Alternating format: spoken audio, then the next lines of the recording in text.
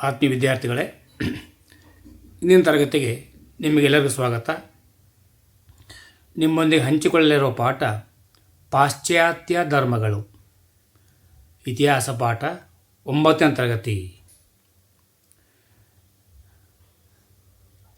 ಯಾರ ಅವಧಿಯಲ್ಲಿ ಕ್ರಿಶ್ಚಿಯನ್ ಧರ್ಮವು ರೋಮನ್ ರಾಜ್ಯ ಧರ್ಮವಾಯಿತು? ಇದು ಪ್ರಶ್ನೆ. ಇಲ್ಲಿ ಆಪ್ಷನ್ಸ್ 4 ಕೊಟ್ಟಿರ್ತಾರೆ: Constantine, Julius Caesar, Trajan, Marcus Aurelius. ಸರಿಯಾದ ಉತ್ತರ ಕಾನ್ಸ್ಟಂಟೈನ್. ಮೊಹಮ್ಮದ್ ಪೈಗಂಬರ್ ಅವರ ಉತ್ತರಾಧಿಕಾರಿಗಳನ್ನು ಏನೆಂದು ಕರೆಯಲಾಗುತ್ತಿತ್ತು? ಒಂದನೇದು ಪೋಪ್, ಖಲೀಫರು, ಸುಲ್ತಾನ್ ಮತ್ತು ಬಿಷಪ್. ಸರಿಯಾದ ಉತ್ತರ ಖಲೀಫರು. ಇವರು ಯಹೂದಿ ಧರ್ಮದ ಮೂಲ ಪುರುಷರಾಗಿದ್ದರು. ಅಂದರೆ ಯಾರು ಅಂಥೇಳಿ? Abraham, Peter, David Peter. ಉತ್ತರ ಅಬ್ರಹಾಂ. ಈ ಧರ್ಮವು ವೈದಿಕ ವಿಧಿ ಮತ್ತು ಆಚರಣೆಗಳಿಗೆ ಹೆಚ್ಚು ಹತ್ತಿರವಾಗಿದೆ. ಯಾವ ಧರ್ಮ? ಇಸ್ಲಾಂ, ಕ್ರಿಶ್ಚಿಯನ್ ಧರ್ಮ, ಯಹೂದಿಗಳು, ಪಾರ್ಸಿ. ಇಲ್ಲಿ ಉತ್ತರ ಪಾರ್ಸಿ ಧರ್ಮ. 2ನೇ ಮಹಾಯುದ್ಧದ ನಂತರ ವಿಶ್ವಸಂಸ್ಥೆ ಯಹೂದಿಗಳಿಗೆ ಯಾವ ರಾಷ್ಟ್ರವನ್ನು ನಿರ್ಮಿಸಿಕೊಡಲಾಯಿತು? Egypt, Rome, Israel, Saudi Arabia. ಉತ್ತರ ಇಸ್ರೇಲ್. ಪಾರ್ಸಿಗಳ ಧರ್ಮಗ್ರಂಥವಾದ ಆವೇಸ್ತದಲ್ಲಿ ಬರುವ ಶ್ಲೋಕ ರೂಪದ ಸಾಹಿತ್ಯವನ್ನು ಹೀಗೆನ್ನುವರು: ಗಾಥ, ಗ್ರಂಥ, ಬರಹ, ಕಿತಾಬ್. ಉತ್ತರ ಗಾಥ. ಪಾಶ್ಚಿಮಾತ್ಯ ಜಗತ್ತಿನ ಪ್ರಾಚೀನ ಧರ್ಮ ಯಾವುದು ಎಂದರೆ ಯಹೂದಿ ಧರ್ಮ. ಯೇಸುವನ್ನು ಯಾವ ಸ್ಥಳದಲ್ಲಿ ಶಿಲುಬೆಗೇರಿಸಲಾಯಿತು? ಉತ್ತರ ಗೋಲ್ಗಾಥ. ಪ್ರಮುಖ ಪಾರ್ಸಿ ಧರ್ಮದ ಆಚರಣೆಗಳು ಯಾವುವು? ಉಪವಾಸ, ಬ್ರಹ್ಮಚರ್ಯ ಮತ್ತು ಪರಿಶುದ್ಧತೆ. 2ನೇ ಮಹಾಯುದ್ಧದ ಸಮಯದಲ್ಲಿ 60 ಲಕ್ಷ ಯಹೂದಿಗಳನ್ನು ಕೊಂದ ಜರ್ಮನ್ ಸರ್ವಾಧಿಕಾರಿ ಯಾರು? ಅಡಾಲ್ಫೋ ಹಿಟ್ಲರ್. ಯೇಸು ಕ್ರಿಸ್ತರ 12 ಜನ ಶಿಷ್ಯರನ್ನು ಏನೆಂದು ಕರೆಯುತ್ತಾರೆ? ಅಪೋಸ್ಟಲ್ಸ್. ಮೊಹಮ್ಮದರು ಧ್ಯಾನಾಸಕ್ತರಾಗಿದ್ದಾಗ ದೇವದೂತನು ಏನೆಂದು ಉದ್ಘರಿಸಿದರು? ನೀನು ಅಲ್ಲಾಹನ ಪ್ರವಾದಿ, ಅಂದರೆ ದೇವರ ಪ್ರವಾದಿ. ಪಾಶ್ಚಿಮಾತ್ಯ ಪ್ರದೇಶಗಳಲ್ಲಿ ಯಾವ ಧರ್ಮಗಳು ಹುಟ್ಟಿಕೊಂಡವು? ಯಹೂದಿ, ಜೊರಾಸ್ಟ್ರಿಯನ್ ಧರ್ಮ, ಕ್ರಿಶ್ಚಿಯನ್ ಧರ್ಮ, ಇಸ್ಲಾಂ. ಪಾಶ್ಚಿಮಾತ್ಯ ಪ್ರದೇಶಗಳಲ್ಲಿ ಹುಟ್ಟಿಕೊಂಡವು.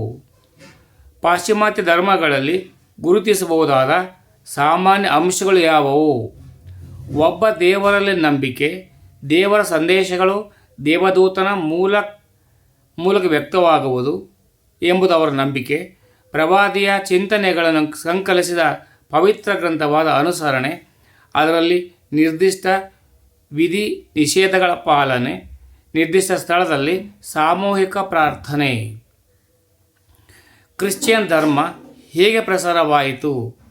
ಯೇಸುವಿನ ಶಿಲುಬೆಗೇರಿಸಿದ ನಂತರ ಅವರ ಶಿಷ್ಯರನ್ನು ಹಿಂಸಿಸಲಾಯಿತು. ಅವರಲ್ಲಿ ಕೆಲವರನ್ನು ಶಿಲುಬೆಗೇರಿಸಲಾಯಿತು. ಚಕ್ರವರ್ತಿ ಕಾನ್ಸ್ಟಂಟೈನ್ ಸಮಯದಲ್ಲಿ ಕ್ರಿಶ್ಚಿಯನ್ ಧರ್ಮವನ್ನು ರಾಜ್ಯ ಧರ್ಮವನ್ನಾಗಿ ಸ್ವೀಕರಿಸಲಾಯಿತು.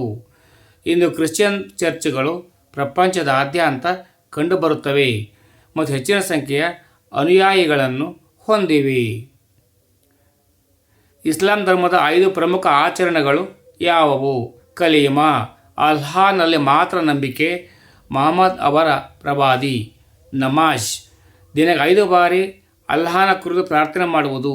ರೋಜಾ, ರಂಜಾನ್ ತಿಂಗಳಲ್ಲಿ ಉಪವಾಸ. ಜಕಾತ್, ಆದಾಯದ ನಿರ್ದಿಷ್ಟ ಮೊತ್ತವನ್ನು ಬಡವರಿಗೆ ದಾನ ಮಾಡಬೇಕು.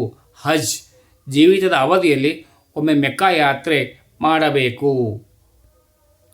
ಇಸ್ಲಾಂ ಧರ್ಮದ 3 ಬೋಧನೆಗಳನ್ನು ಬರೆಯಿರಿ. ದೇವರು ಒಬ್ಬನೇ, ಆತನೇ ಅಲ್ಲ, ಅಲ್ಲಾಹನನ್ನು ಒಲಿಸಿಕೊಳ್ಳಲು ಸರಳ ಪ್ರಾರ್ಥನೆ ಎಂದರೆ ಸಾಕು. ಪ್ರಾಮಾಣಿಕತೆ ಮತ್ತು ನೀತಿಯುತ ಜೀವನ ನಡೆಸಬೇಕು. ದುಶ್ಚಟಗಳಿಂದ ದೂರವಿರಬೇಕು. ದೀನ ದುರ್ಬಲರ ಬಗ್ಗೆ ಕರುಣೆ ಹಾಗೂ ಸ್ತ್ರೀಯರ ಬಗ್ಗೆ ಗೌರವವಿರಬೇಕು. ಯಹೂದಿ ಧರ್ಮದ 10 ನಿಯಮಗಳನ್ನು ಪಟ್ಟಿ ಮಾಡಿ. ಯಾಹ್ವೆ ಹೊರತುಪಡಿಸಿ ಬೇರೆ ದೇವರಿಲ್ಲ. ವಿಗ್ರಹಗಳನ್ನು ಪೂಜಿಸಬೇಡಿ. ದೇವರ ಹೆಸರಿಗೆ ಕಳಂಕ ತರಬೇಡಿ. ಸಬ್ಬತ್ ಅನ್ನು ಪವಿತ್ರ ದಿನವೆಂದು ಕಾಣುವುದು. ನಿಮ್ಮ ತಾಯಿ ಮತ್ತು ತಂದೆಯನ್ನು ಗೌರವಿಸಿ. ವ್ಯಭಿಚಾರ ಸಲ್ಲದು. ಕೊಲೆ ಮಾಡಬೇಡಿ. ಸುಳ್ಳು ಹೇಳಬೇಡಿ. ಅಸೂಯೆ ಪಡಬೇಡಿ. ಯೇಸು ಕ್ರಿಸ್ತನ ಬೋಧನೆಗಳನ್ನು ವಿವರಿಸಿ. ದೇವರು ಒಬ್ಬನೇ. ಪ್ರತಿಯೊಬ್ಬರಲ್ಲೂ ಸಹೋದರತ್ವ ಭಾವನೆ ಇರಬೇಕು. ನಾವು ಕಷ್ಟದಲ್ಲಿರುವವರನ್ನು ಪ್ರೀತಿಸಿದರೆ ದೇವರು ಪ್ರೀತಿಸಿದಂತೆ ಪರರಿಂದ ಯಾವುದೇ ನಿರೀಕ್ಷೆ ಇಲ್ಲದ ಇತರರಿಗೆ ಸೇವೆ ಸಲ್ಲಿಸಬೇಕು. ಮಾನವ ಸೇವೆಯು ದೇವರ ಸೇವೆಗೆ ಸಮಾನವಾದುದು. ಮಾನವ ತನ್ನ ತಪ್ಪುಗಳಿಗಾಗಿ ಪಶ್ಚಾತ್ತಾಪಪಟ್ಟರೆ ದೇವರು ಅವನನ್ನು ಕ್ಷಮಿಸುವನು. ನಿಮ್ಮ ಶತ್ರುವನ್ನು ಪ್ರೀತಿಸಿ. ನಿಮಗೆ ಹಾನಿ ಮಾಡಲು ಪ್ರಯತ್ನಿಸುವ ಜನರಿಗೆ ಒಳ್ಳೆಯದನ್ನು ಮಾಡಿ. ಪ್ರವಾದಿ ಮಹಮ್ಮದ್ ರವರ ಜೀವನದ ಬಗ್ಗೆ ಟಿಪ್ಪಣಿ ಬರೆಯಿರಿ. ಅವರು 570ರಲ್ಲಿ ಮೆಕ್ಕಾದ ಜನಿಸಿದರು. ಅಬ್ದುಲ್ಲಾ ಮತ್ತು ಅಮೀನಾ ಅವರ ಪೋಷಕರು. ಅವರು ತಮ್ಮ ಚಿಕ್ಕಪ್ಪನ ಆರೈಕೆಯಲ್ಲಿ ಬೆಳೆದರು. ಖದೀಜ ಎಂಬ ವಿಧವೆಯನ್ನು ವಿವಾಹವಾದರು. ಹೀರಾ ಪರ್ವತದ ಗುಹೆಯಲ್ಲಿ ಧ್ಯಾನ ಮಾಡುತ್ತಿದ್ದರು. ದೇವದೂತನು ಮಹಮ್ಮದ್ ಅಲ್ಲಾಹನ ಎಂದು ಹೇಳಿದರು. ಈ ಉಪದೇಶಗಳನ್ನು ಅವರು ಅನುಯಾಯಿಗಳು ಸಂಕಲಿಸಿದ್ದಾರೆ. ಇದು ಇಸ್ಲಾಂನ ಪವಿತ್ರ ಗ್ರಂಥ ಕುರಾನ್. ಮೆಕ್ಕಾದ ಸಾಂಪ್ರದಾಯಿಕ ಸಮುದಾಯವು ಪ್ರವಾದಿಯನ್ನು ವಿರೋಧಿಸಲು ಪ್ರಾರಂಭಿಸಿತು. ಕ್ರಿಸ್ತಶಕ 622ರಲ್ಲಿ ಅವನು ಮೆಕ್ಕಾದಿಂದ ಮದೀನಕ್ಕೆ ಪ್ರಯಾಣಿಸಿದನು. ಈ ಪ್ರಯಾಣವು ಇತಿಹಾಸದಲ್ಲಿ ಹಿಜಿರಾ ಎಂದು ಜನಪ್ರಿಯವಾಯಿತು. ಕೆಲವು ವರ್ಷಗಳ ನಂತರ 632ರಲ್ಲಿ ತನ್ನ ದಾರಿ ತಪ್ಪಿದನು.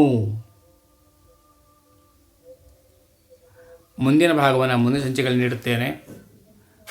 ಅಭ್ಯಾಸ ಮಾಡಿ ಪರೀಕ್ಷೆಯಲ್ಲಿ ಒಳ್ಳೆಯ ಯಶಸ್ಸನ್ನು ಪಡೆಯಿರಿ. ಜೈ ಹಿಂದ್, ಜೈ ಕರ್ನಾಟಕ, ಜೈ ಭಾರತ್ ಮಾತೆ.